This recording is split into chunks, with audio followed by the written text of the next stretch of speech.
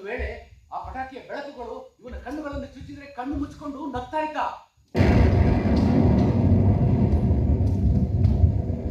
ಶ್ರೀನಿವಾಸ್, ಒಂದು ನಿಮಿಷಕ್ಕೆ ನನ್ನ ಎದೆ ಬಡ್ತಾನೆ ನಿಂತೋಯ್ತು. ಅಲ್ಲ, ಅದ್ ಯಾರು ಅಷ್ಟೊಂದು ಜೋರಾಗಿ ಶಬ್ದ ಮಾಡೋ ಆಟೋ ಬಾಂಬ್ಗಳನ್ನ ಸಿಡಿಸ್ತಾ ಇದ್ದಾರೆ? ಅವ್ರಿಗೆ ಮೈ ಮೇಲೆ ಒಂಚೂರು ಪ್ರಜ್ಞೆ ಇಲ್ವಾ? ಮಧುಮತಿ, ಒಂದು ಕ್ಷಣ ನೋಡು. ಆದಿತ್ಯ ಪಟಾಕಿ ಹಬ್ಬಕ್ಕೆ ಒಂದು ಸ್ವಲ್ಪವೂ ಸ್ಪಂದಿಸ್ತಾನೆ ಇಲ್ಲ. ಚಿಕ್ಕ ಹುಡುಗ, ಈ ಶಬ್ದಕ್ಕೆ ಕನಿಷ್ಠ ಪಕ್ಷ ಬೆಚ್ಚಿ ಬೀಳ್ಬೇಕು. ಅವನಿಗೇನಾದ್ರೂ ಕೇಳಿಸ್ತಾ ಇದೆಯೋ ಇಲ್ವೋ ನನಗೆ ಯಾಕೋ ಅನುಮಾನ.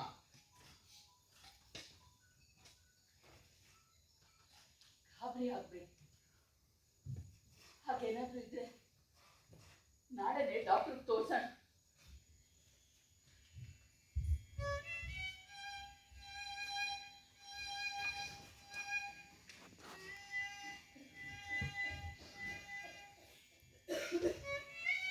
ನನಗೆ ಧೈರ್ಯ ತುಂಬ್ತಾ ಇತ್ತು. ಮಧುಮತಿ ಕಣ್ಣಲ್ಲಿ ನೀರು ಹರಿಯುತ್ತಲೇ ಇತ್ತು. ಅವಳಾದ್ರೂ ಹತ್ತು ಸಮಾಧಾನ ಪಟ್ಕೊಳ್ಬಹುದು. ನನ್ನ ಕಣ್ಣಲ್ಲಿ ನೀರು ಬತ್ತಿ ಹೋಗಿತ್ತು. ಆದಿತ್ಯನ ಬಗ್ಗೆ ಚಿಂತೆ ನಮ್ಮೆಲ್ಲರನ್ನು ಕತ್ತಲ ಕೂಪಕ್ಕೆ ತಳ್ಳಿಬಿಟ್ಟಿತ್ತು. ಈತ ಮಾತ್ರ ಇದ್ಯಾವುದರ ಪರಿವೇ ಇಲ್ಲದೆ ಆ ಬೆಳಕಿನ ಪಟಾಕಿಗಳ ಹಿಂದೆ ಓಡಾಡ್ತಾನೆ ಇದ್ದ. ರಾತ್ರಿ ಇಡೀ ಇವನದೇ ಯೋಚನೆ. ನಂಬುವ ನಂಬದೇ ಇರುವ ಹಲವು ದೇವರುಗಳನ್ನ ಹರಕೆ ಹೊತ್ತು ಬೇಡಿದ್ದಾಯಿತು.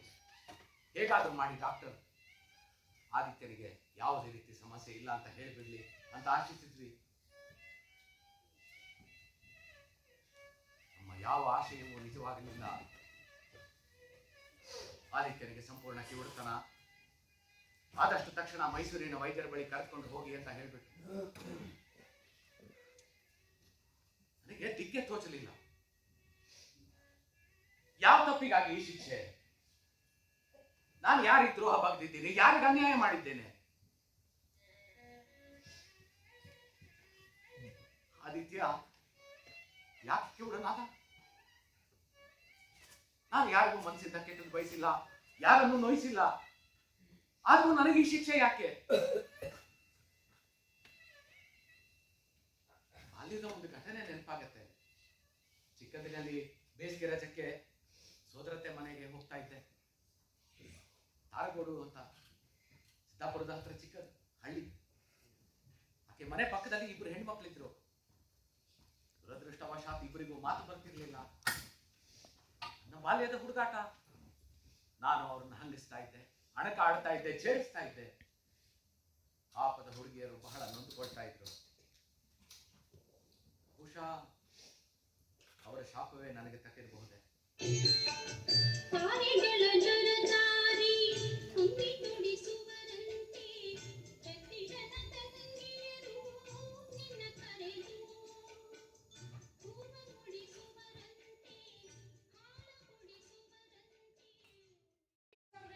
ನಿಮ್ಮ ಮಗು ಆದಿತ್ಯ ಅಲ್ವಾ? He has a listening problem. Doctor ಅವನಿಗೆ ಮಾತು ಕೂಡ ಬರೋದಿಲ್ಲ. Oh, we shall look into that. First, we have to find out the reason. We have to understand the patient history and parent history. For that, we have a questionnaire, and I want you to answer few of these questions. Okay? ಏನೇನು ಪ್ರಶ್ನೆಗಳು? ಮತ್ತೆ ಅದೇ, ಆದಿತ್ಯನಿಗೆ ಹುಟ್ಟಿನಿಂದಲೇ ಈ ರೀತಿ ಸಮಸ್ಯೆ ಏನಾದ್ರೂ ಇತ್ತಾ? ಆದಿತ್ಯನ ತಂದೆ ತಾಯಿಯರಿಗೆ ಮೊದಲಿಂದಲೂ ಏನಾದ್ರೂ ಸಮಸ್ಯೆ ಇತ್ತಾ? ನಮ್ಮ ಪೂರ್ವಜರಿಗೆ ಈ ರೀತಿ ಯಾವ್ದಾದ್ರೂ ಸಮಸ್ಯೆ ಇತ್ತಾ? ಇದ್ರೆ ಯಾವ ವಯಸ್ಸಿನಲ್ಲಿ ಕಂಡುಕೊಳ್ತು? ಇದೆ ತಾನೆ ಡಾಕ್ಟರ್? ನಾವು ಇಲ್ಲಿ 9 ಗಂಟೆಗೆ ಬೆಳಗ್ಗೆ ಬಂದಿದ್ದು, ಈಗ ಮಧ್ಯಾಹ್ನ 1 ಗಂಟೆ ಆಗ್ತಾ ಇದೆ. ನಿಮ್ಮ ಹಲವಾರು ಕೊಠಡಿಗಳಲ್ಲಿ ಸುಮಾರು ಜನ ತಂತ್ರಜ್ಞರು, ವೈದ್ಯರು ಕೂತ್ಕೊಂಡು ಇದೇ ಪ್ರಶ್ನೆಗಳನ್ನು ಕೇಳಿದ್ದಾರೆ. ನಾವು ಇದೇ ಉತ್ತರಗಳನ್ನು ಕೊಟ್ಟಿದ್ದೇವೆ. ಈಗ ನೀವು ಮತ್ತೆ ಪೇರೆಂಟ್ಸ್ ಹಿಸ್ಟ್ರಿ, ಪೇಷಂಟ್ ಹಿಸ್ಟ್ರಿ ಅಂತ ತೆಗೆದಿದ್ದೀರಾ. ಡಾಕ್ಟರ್, ನಮಗೆ ನಮ್ಮ ಹಿಸ್ಟ್ರಿ ಬಹಳ ಚೆನ್ನಾಗಿ ಗೊತ್ತಿದೆ. ಈಗ ನಮ್ಮ ಮುಂದೆ ಇರೋ ಸಮಸ್ಯೆ ಮತ್ತು ಪ್ರಶ್ನೆ ಆದಿತ್ಯ ಯಾಕೆ ಕಿವುಡನಾದ ಅನ್ನೋದಲ್ಲ. ಅವರ ಕಿವುಡುತನಕ್ಕೆ ಯಾವುದಾದ್ರೂ ರೀತಿಯ ಚಿಕಿತ್ಸೆ, ಉಪಾಯ ಇದೆಯೇ? ಇದ್ದರೆ ಎಲ್ಲಿ ಹೇಗೆ ಮಾಡಿಸಬೇಕು ಅನ್ನೋದು. ಆದಿತ್ಯ ಕಿವುಡ ಎನ್ನುವುದನ್ನ ನಾವು ಒಪ್ಕೊಂಡಿದ್ದೇವೆ, ಸ್ವೀಕರಿಸಿದ್ದೇವೆ. ನಮ್ಮ ಮುಂದೆ ಇರೋ ಪ್ರಶ್ನೆ ಈಗ ಮುಂದೆ ಏನ್ ಮಾಡ್ಬೇಕು? ಸ್ವಲ್ಪ ಮೆತ್ತಗ್ ಮಾತಾಡಿ. ಅಲ್ಲ, ಡಾಕ್ಟರ್ ಮೇಲೆ ಹೀಗೆಲ್ಲ ಕೂಗಾಡೋದ್ರಿಂದ ಏನಾದ್ರೂ ಪ್ರಯೋಜನ ಇದೆಯಾ? ಅವ್ರು ಕೇಳೋ ಪ್ರಶ್ನೆಗಳಿಗೆ ಸಮಾಧಾನದಿಂದ ಉತ್ತರ ಕೊಡಿ. I understand your anxiety, Mr. Srinivas. Please calm down. Make yourself comfortable. Let me tell you the reason. Here in this institute, we have various experts that keep asking the same question to patient and parents. This is because we have students, we have research scholars, and we have doctors. The students use this information for their studies. The research scholars try to understand why certain children are born with these challenges. And we doctors, we recommend solutions. This information also helps us to try to give a better future to many other children born with such challenges. So kindly cooperate, Mr. Srinivas. ಬಹಳ ದೊಡ್ಡ ಮಾತಾಡಿದ್ರಿ. ನೀವೇನು ಪ್ರಶ್ನೆ ಬೇಕಾಗುತ್ತೆ ಹೇಳಿ, ನಾವು ನಮ್ಗೆ ತಿಳಿದ ಉತ್ತರ ಹೇಳ್ತೀವಿ. ಏನೋ ನನ್ನ ಕೋಪ ಬೇಸರದಲ್ಲಿ ಮಾತು ಹೆಚ್ಚಾಡಿದೆ, ಕ್ಷಮೆ ಇರಲಿ. Oh, that's very kind of you. So if you look at this questionnaire, let's quickly go through this first section, patient history. Madhumati, any complications during or in the pregnancy? ಇಲ್ಲ doctor, Was he born full term or premature? Full term ಪೂರ್ತಿ 33 ವಾರ ಆಗಿತ್ತು. Any forceps on suction method used? ಇಲ್ಲ doctor. Did he cry immediately? ಹಾ ಹೌದು. What about his weight? Was he below 1.5 kg? ಇಲ್ಲ, ಆದಿತ್ಯ ಹುಟ್ಟಿದಾಗ 2.5 kg ಇದ್ದ. Srinivas, did he spend any time in neonatal intensive care unit NICU? ಇಲ್ಲ ಡಾಕ್ಟ್ರೆ, NICU admission ಏನಿರಲಿಲ್ಲ. Any blood transfusion like jaundice treatment or etc.? ಇಲ್ಲ doctor. Any symptoms of meningitis or measles? ಇಲ್ಲ, ಆದಿತ್ಯ ಆರೋಗ್ಯವಾಗೇ ಇದ್ದ. Any headache, head injury or high fever? Any infection or discharge from the ear? ಇಲ್ಲವೇ ಇಲ್ಲ. ಆಹಾ. Was he given any autotoxin medication like gentamicin or chemotherapy, anything? ಇಲ್ಲ ಡಾಕ್ಟ್ರೆ. What about vaccinations? ಹಾ, ಎಲ್ಲ ಸಮಯಕ್ಕೆ ಸರಿಯಾಗಿ ಕೊಡ್ಸಿದೀವಿ doctor. Everything seems to be good so far. So let's move on to the second section, that is family history. Srinivas, anybody in your family who was blind or deaf, anything like that? ಡಾಕ್ಟ್ರೆ, ನನ್ನ ತಂದೆ ತಾಯಿ, ಅಜ್ಜ ಅಜ್ಜಿ ಯಾರಿಗೂ ಕಿವಿಯ ಸಮಸ್ಯೆ ಏನೂ ಇರಲಿಲ್ಲ. ಹಾ, ಅಮ್ಮ ನನ್ನ ವೃದ್ಧಾಪ್ಯದಲ್ಲಿ ಸ್ವಲ್ಪ ಕಿವಿ ಮಂದ ಅಂತ ಹೇಳ್ತಾ ಇದ್ದು. Around 78-80 years. That's an age-related problem. Madhumati ಕಡೆಯಲ್ಲಂತೂ ಯಾರಿಗೂ ಈ ಸಮಸ್ಯೆಗಳಿಲ್ಲ. Any genetic disorder like Usher syndrome, Waardenburg syndrome or Penrod syndrome? ಇವೆಲ್ಲ ಏನು ಡಾಕ್ಟರ್? ನಮಗಂತೂ ಹೊಸ ಪದಗಳು. Let me explain in simple language. Usher syndrome is a very rare genetic disorder. It can cause blindness or deafness in the family. It is inherited by a recessive trait, which means it can be passed on from unaffected parents to children. ಅಂದ್ರೆ ವಂಶವಾಹಿನಿಯಲ್ಲಿ ಬರುವ ಕಾಯಿಲೆಗಳು ಹಲವಾರು ಬಾರಿ ತಂದೆ ತಾಯಿಗಳಲ್ಲಿ ಕಾಣಿಸಿಕೊಳ್ಳದೆ ಮಕ್ಕಳಲ್ಲಿ ಕಾಣಿಸಿಕೊಳ್ಳಬಹುದು. Oh, exactly. The second one is Waardenburg syndrome. This can cause pigmentation of the skin, hair loss, and can even cause blindness. And the third one is Penrod syndrome. This can affect the thyroid gland, and it is caused during childbirth or early childhood. Any of these three, Srinivas? Madhumati ಕಡೆಯಲ್ಲಾಗ್ಲಿ ನನ್ನ ಮನೆ ಕಡೆಯಲ್ಲಾಗ್ಲಿ ಅಗರ್ಭ ಶ್ರೀಮಂತರೇನಲ್ಲ. ಆಸ್ತಿ ಪಾಸ್ತಿ ಬಿಟ್ಟು ಹೋಗಿದ್ದಲ್ಲೇ ಇರ್ಬೋದು, ಆದ್ರೆ ಈ ರೀತಿ ದುಬಾರಿ ಉಡುಗೊರೆಗಳನ್ನ ಖಂಡಿತ ಇಲ್ಲ. ದೋಸೆ ಸಿಕ್ತು. That's good. The last part, behavioral pattern. Madhumati, does he respond to any sound? ಇಲ್ಲ ಡಾಕ್ಟರ್. ಇಲ್ಲ, ಅವತ್ತು ದೀಪಾವಳಿ ದಿನ ನಮ್ಮ ಮನೆ ಪಕ್ಕದಲ್ಲಿ ಯಾರೋ ಜೋರಾಗಿ ಶಬ್ದ ಬರೋ ಆಟಮ್ ಬಾಂಬ್ ಸಿಡಿಸಿದ್ರು. ನಾನು ಹೆದರ್ಕೊಂಡು ಓಡೋಗಿ ಇವ್ರ ಕೈ ಹಿಡ್ಕೊಂಡೆ ಡಾಕ್ಟರ್. ಆದ್ರೆ ಆದಿತ್ಯ ಮಾತ್ರ ಬೆಳಕು ಬರೋ ಕಡೆನೇ ನೋಡ್ಕೊಂಡು ನಿಂತಿದ್ದ. ಆವಾಗಲೇ ಮೊದಲು ನಮ್ಗೆ ಅನುಮಾನ ಬಂದಿದ್ದು, ಅವ್ನಿಗೇನಾದ್ರೂ ಕಿವಿ ಕೇಳಿಸ್ತಿಲ್ವಾ ಅಂತ. Does he create any babbling sounds like ba, pa, da, anything like that? ಇಲ್ಲ ಡಾಕ್ಟ್ರೆ, ಆದ್ರೆ ಅಳುವಾಗ natural instinct of a baby, Srinivas. Any other sound other than that? ಇಲ್ಲ doctor. Madhumati, does he recluse himself, sits very quietly, not participating in any activity? ಇಲ್ವೇ ಇಲ್ಲ doctor, ನೀವೇ ಒಂದ್ಸಲಿ ನೋಡಿ ಅಲ್ಲಿ ಅವನನ್ನ. ಒಂದು ನಿಮಿಷ ಒಂದ್ ಕಡೆ ಕೂರೋದಿಲ್ಲ, ಸಖತ್ತು ತುಂಟ ಅವನು. ಆಟ ಆಡ್ತಾನೆ ಇರ್ತಾನೆ, ಆಟ ಸಾಮಾನ ಎಲ್ಲ ಕಿತ್ ಹಾಕೋದು, ಹಾಳೆಗಳನ್ನ ಅರ್ಧ ಎಸೆಯೋದು, ಬಹಳ ಚೂಟಿಯಾಗಿರ್ತಾನೆ. Oh, in that case, he's a normal baby. ಡಾಕ್ಟ್ರೆ, ನಮ್ಮ ಆಶಯವೂ ಅಷ್ಟೇ. ಎಲ್ಲ ಮಕ್ಕಳ ಹಾಗೆ ಆಟ ಆಡ್ತಾ ಮಾತಾಡ್ತಾ ಬೆಳೆದು ಬಿಟ್ರೆ ನಮಗಷ್ಟೇ ಸಾಕು. We shall do our best and leave the rest to God.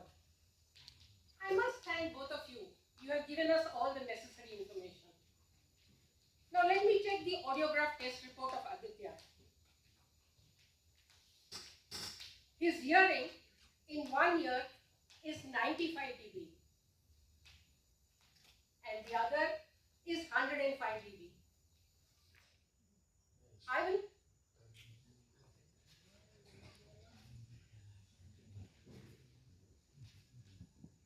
will prescribe a suitable hearing aid from him. ದಯವಿಟ್ಟು ಅದು purchase ಮಾಡಿ. But mind you, only the hearing aid is not going to help. It has to be accompanied by hearing therapy.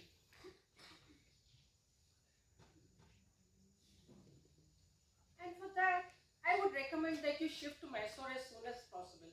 We should not delay his treatment, you see. ಆಗ್ಲಿ doctor. Madhumati, you are a very caring mother. With your love and patience, only you can make the impossible possible.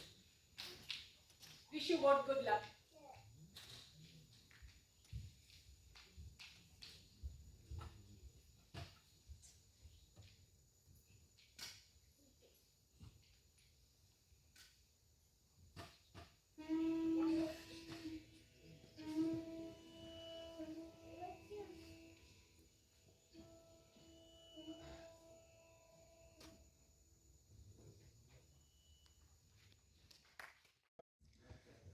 ಮಾತು ಕೇಳಕ್ಕಲ್ಲ. ಒಂದೆರಡು ಮಾತುಗಳನ್ನು ಅಷ್ಟೇ ಹೇಳಿ ನನ್ನ ಮಾತನ್ನು ಮುಗಿಸ್ತೇನೆ. ನಾನು ನಾಗರಾಜ್ ಮೂರ್ತಿಯವರು ಪ್ರಜಾವಾಣಿಯ ಬಗ್ಗೆ ವೈಕುಂಠರಾಜು ಕಾಲದ್ದು, ಭಾಸ್ಕರ್ ರಾವ್ ಕಾಲದ್ದು ಎಲ್ಲ, ಸದಾಶಿವ ಅವರ ಕಾಲದ ಕಥೆಗಳನ್ನೆಲ್ಲ ಹೇಳಿದರು. ಆವಾಗ ನಾಟಕದ ವಿಮರ್ಶೆ ಬರ್ತಿತ್ತು. ಈಗ ಎಲೆಕ್ಟ್ರಾನಿಕ್ ಮೀಡಿಯಾದಲ್ಲಿ ನಾಟಕನೇ ಬರ್ತದೆ, ನೀವು ಅದನ್ನು ನೋಡ್ತಾ ಇದ್ದೀರಿ. ಹಾಗಾಗಿ ಇಲ್ಲಿ ಸ್ವಲ್ಪ ಅದರ ಇದು ಕಡಿಮೆ ಆಗಿದೆ. ಆದರೂ ಪ್ರತಿ ವಾರ ಭಾನುವಾರದ ಪುರವಣಿಯಲ್ಲಿ ಒಂದಲ್ಲ ಒಂದು ನಾಟಕದ ಬಗ್ಗೆ ವಿಮರ್ಶೆ ಬರ್ತಾನೇ ಇದೆ ಇವತ್ತಿಗೂ ಕೂಡ. ಯಾಕೆ ಸಂತೋಷ ನನಗೆ ಕೇಳಿದರೆ, ನಾನು ನೀವು ಹೇಳ್ದಂಗೆ ಬೆಂಗಳೂರಿನ ತುಂಬ ನಾಟಕಗಳ ತಂಡಗಳ ಜೊತೆ ನನ್ನ ಸಂಪರ್ಕ ಇದೆ, ನಾಟಕಗಳಿಗೆ ಹೋಗ್ತೇನೆ. ನನಗನ್ನಿಸಿದ್ದೇನು ಅಂದರೆ, ಇತ್ತೀಚಿನ ದಿನಗಳಲ್ಲಿ ಸಿನಿಮಾ ಮಂದಿರಕ್ಕೆ ಹೋಗೋದಕ್ಕಿಂತ ಹೆಚ್ಚು ಜನ ನಾಟಕಗಳಿಗೆ ಬರ್ತಾ ಇದ್ದಾರೆ. ಅಷ್ಟರ ಮಟ್ಟಿಗೆ ನಾಟಕ ಮತ್ತೆ ಚಿಗುರಿಕೊಂಡಿದೆ. ಎರಡನೇದು, ನಾನು ಇಲ್ಲಿ ನನ್ನ ಮೂರನೇ ಕಿವಿಯ ಬಗ್ಗೆ ಹೇಳಬೇಕು. ಮೂರನೇ ಕಣ್ಣಿನ ಕಾನ್ಸೆಪ್ಟ್ ಇದ್ದಂಗೆ ಮೂರನೇ ಕಿವಿ ಅಂತ ಒಂದು ನನ್ನದೇ ಕಲ್ಪನೆ. ನನ್ನ ಮನೆಯಲ್ಲಿ ಒಂದೇ ಮೂರನೇ ಕಿವಿ ಇದೆ. ಇಲ್ಲೊಬ್ರು ಬಂದಿದ್ದಾರೆ, ಅವರು 100 ಮೂರನೇ ಕಿವಿಗಳನ್ನು ಸೃಷ್ಟಿ ಮಾಡಿದವರು, ರತ್ನ ಶೆಟ್ಟಿ ಅಂತ ಬಂದಿದ್ದಾರೆ. ಈ ನಾಟಕದಲ್ಲೂ ಅವ್ರ ಪಾತ್ರ ಬರುತ್ತೆ. ಅವರು 100 ಜನ ಮಕ್ಕಳಿಗೆ ಕಿವಿಯನ್ನು ಕಲಿಸ್ಯಾರ. ನನಗೆ ಚಿನ್ನರಿ ಮುತ್ತ ಸಿನಿಮಾದಲ್ಲಿ ಒಂದು ಹಾಡು ಬರುತ್ತೆ, ರೆಕ್ಕೆ ಇದ್ದರೆ ಸಾಕೆ ಅಂತೇಳಿ. ಈ ನಾಟಕ ನೋಡಿದ ತಕ್ಷಣ ನನಗನ್ಸಿದ್ದು ಇದೊಂದು ನಾಟಕ ಆಗ್ಬೋದು ಅನ್ನೋ ಕಲ್ಪನೆ ಇರಲಿಲ್ಲ ನನಗೆ. ಆ ನಾಟಕ ನೋಡಿದ ತಕ್ಷಣ ನನಗನ್ಸಿದ್ದು ಇದನ್ನು ಹೇಳಬೇಕಾಗಿತ್ತು ಅಂತ. ಏನು ಇಡೀ ಪುಸ್ತಕದ ಇದೇನು ಕೇಳಿದ್ರೆ, ನಮಗೆಲ್ಲ ಬಾಯಿದ್ರೆ ಸಾಕೆ ಮಾತಾಡಲಿಕ್ಕೆ ಅಂತ. ಬಾಯಿದ್ರೆ ಸಾಕಾಗಲ್ಲ, ಕಿವಿ ಇದ್ರೆ ಮಾತ್ರ ನಾವು ಮಾತಾಡ್ತೀವಿ ಅಷ್ಟೇ, ಬಿಟ್ಟರೆ ಬಾಯಿದೆ ಅನ್ನೋ ಕಾರಣಕ್ಕಾಗಿ ಮಾತಾಡೋದು. ಆ ಅಂಶವನ್ನು ಹೇಳೋದು ನನ್ನ ಪುಸ್ತಕದ ಬರವಣಿಗೆಯ ಉದ್ದೇಶ ಆಗಿತ್ತು. ಜೊತೆಗೆ ಪುಸ್ತಕ ಬರೆದಾಗ ನನಗಿದ್ದ ಇದೇನು ಅಂತಂದರೆ, ಪುಸ್ತಕವನ್ನು ಓದಿ ಒಂದಿಷ್ಟು ಜನ ತಾಯಂದಿರು ತಂದೆಯರು ಅವರ ಮಕ್ಕಳಿಗೆ ಮಾತು ಕಲಿಸಿದ್ರೆ ನನ್ನ ಪುಸ್ತಕ ಸಾರ್ಥಕ ಅಂತ ಅಂದ್ಕೊಂಡಿದ್ದೇನೆ. ಅದೇನ್ನ SR ರಮೇಶ್ ಅವರು ಕೂಡ ಈ ನಾಟಕ ಮಾಡಿ ನಾಟಕ ನೋಡಿದ ಮೇಲಾದರೂ ಒಂದಿಷ್ಟು ಜನ ತಾಯಂದಿರು ಮಕ್ಕಳಿಗೆ, ತಾಯಂದಿರು ಅಂತ ಯಾಕೆ ಹೇಳ್ತೇನೆ ಅಂತಂದರೆ ಅದು ತಾಯಿಗೆ ಮಾತ್ರ ಸಾಧ್ಯ ಆಗೋದು, ಬೇರೆ ಯಾರಿಗೂ ಅದು ಸಾಧ್ಯ ಆಗೋದಿಲ್ಲ. ತಂದೆ ಕೂಡ, ತಂದೆ ಸಪೋರ್ಟ್ ಮಾಡ್ಬೋದು ಅಷ್ಟೇ, ಬಿಟ್ಟರೆ ಮಾಡುವ ಕೆಲಸವನ್ನು ಪೂರ್ತಿ ತಾಯಿನೇ ಮಾಡೋದಕ್ಕೆ ಸಾಧ್ಯ ಆಗೋದ್ರಿಂದಾಗಿ ತಾಯಂದಿರು ಅವರ ಮಕ್ಕಳಿಗೆ ಯಾವುದೇ ಅಂಗವೈಕಲ್ಯ ಇದ್ದರೂ ಕೂಡ ಮಕ್ಕಳನ್ನು ಬೆಳೆಸಲಿಕ್ಕೆ ಸಾಧ್ಯ. ಆದರೆ ನಾಟಕ ಮಾಡಿದ್ದಕ್ಕೆ, ಪುಸ್ತಕ ಬರೆದಿದ್ದಕ್ಕೆ ಒಂದು ಸಾರ್ಥಕತೆಯ ಭಾವ ನಮಗೆ ಬರುತ್ತೆ. ಮೂರನೇ ಕಿವಿ ಪುಸ್ತಕ ಹೊರಗಡೆ ಬಂದ ಮೇಲೆ ತುಂಬ ಜನ ಮಾತು ಕಲ್ತಿದ್ದಾರೆ, ತುಂಬ ಜನ ತಾಯಂದಿರು ನಮ್ಮ ಹತ್ರ ಕೇಳಿದ್ದಾರೆ ಹೇಗೆ ಮಾಡೋದು, ಏನು ಮಾಡೋದು ಅಂತೇಳಿ. ನನಗೆ ಇಂಥ ಸಮಸ್ಯೆ ಬಂದ ತಂದೆ ತಾಯಿಗಳನ್ನೆಲ್ಲ ಸಂಪರ್ಕ ಮಾಡ್ತಾ ಇದ್ದಾಗ ಒಂದು ಪ್ರಮುಖವಾದ ಅಂಶ ನನ್ನನ್ನು ಕಾಡ್ತಾ ಇದ್ದಿದ್ದೇನು ಅಂತಂದರೆ, ತುಂಬ ಜನ ತಂದೆ ತಾಯಿಗಳು ಏನು ಅಂದ್ಕೊಂಡಿದ್ದಾರೆ ಅಂತಂದರೆ ಇದು ನಮ್ಮ ಕೆಲಸ ಅಲ್ಲ ಅಂತ, ಇದು ಡಾಕ್ಟ್ರು ಮಾಡ್ತಾರೆ, ಇಲ್ಲ ಶಾಲೆ ಕಲಿಸ್ತೀವಿ ಟೀಚರ್ ಮಾಡ್ತಾರೆ ಅಂತ ಅಂದ್ಕೊಂಡಿದ್ದಾರೆ. ಆದರೆ ಯಾರೂ ಮಾಡಲ್ಲ. ಮಾಡುವಂಥವ್ರು ಯಾರಿದ್ರೆ ಅದು ನಾವೇ ಮಾಡಬೇಕು ಅನ್ನೋದು ಈ ನಾಟಕದ ಉದ್ದೇಶ ಕೂಡ, ಈ ಪುಸ್ತಕದ ಉದ್ದೇಶ ಕೂಡ. ನಾವು ಪ್ರಯತ್ನ ಪಟ್ಟರೆ ಏನನ್ನಾದರೂ ಮನುಷ್ಯ ಪ್ರಯತ್ನದಿಂದ ಏನನ್ನಾದರೂ ಸಾಧಿಸಬಹುದು ಅನ್ನೋದಕ್ಕೆ ಇದು ಒಂದು ಉದಾಹರಣೆ. ಮೊದಲನೇ ಪ್ರಯೋಗದ ದಿವಸ ನನ್ನ ಮಗ ಬಂದಿದ್ದಾನೆ ಮೈಸೂರಲ್ಲಿ. ಇವತ್ತು ಅವನಿಗೆ ಕೆಲಸ ಇರೋದ್ರಿಂದ ಬರೋಕ್ಕಾಗಲಿಲ್ಲ, ಅವನಿಗೆ ರಜಾ ಇಲ್ಲ ಇವತ್ತು, ಅವನು ವಾರದ 6 ದಿವಸ ಕೆಲಸ ಮಾಡ್ತಾನೆ, ಹಂಗಾಗಿ ಬರೋಕ್ಕಾಗಲಿಲ್ಲ. ಮಾತಾಡ್ತಾನೆ, ನಾಟಕ ಕೂಡ ಮಾಡ್ತಾನೆ, ಮಂಡ್ಯ ರಮೇಶ್ ಟೀಮಲ್ಲಿ ನಾಟಕ ಕೂಡ ಮಾಡ್ತಿದ್ದಾನೆ. ಹಾಗಾಗಿ ಅಷ್ಟು ಪ್ರಯತ್ನವನ್ನು ಮಾಡಿಸೋದಕ್ಕೆ ಸಾಧ್ಯ ಆಗತ್ತೆ. ನಾಟಕವನ್ನು ನೋಡಿ ನಿಮಗೆ ಗೊತ್ತಿದ್ದವರಿಗೆ ಯಾರಿಗಾದರೂ ಇಂಥ ಸಮಸ್ಯೆಗಳಿದ್ದರೆ ದಯಮಾಡಿ ನಮ್ಮ ಗಮನಕ್ಕೆ ತನ್ನಿ. ನಮಗೇನು ಗೊತ್ತಿದೆ ಅದನ್ನು ನಾವು ತಿಳಿಸ್ಕೊಡ್ಲಿಕ್ಕೆ ಸದಾ ತಯಾರಾಗಿರ್ತೇವೆ. ಒಂದು ಮಗು ಮಾತು ಕಲಿತರೂ ಕೂಡ ನಾಟಕವೂ ಸಾರ್ಥಕ, ಪುಸ್ತಕವೂ ಸಾರ್ಥಕ. ನಮಸ್ಕಾರ. ನಾನು ಒಂದು ವಿನಂತಿ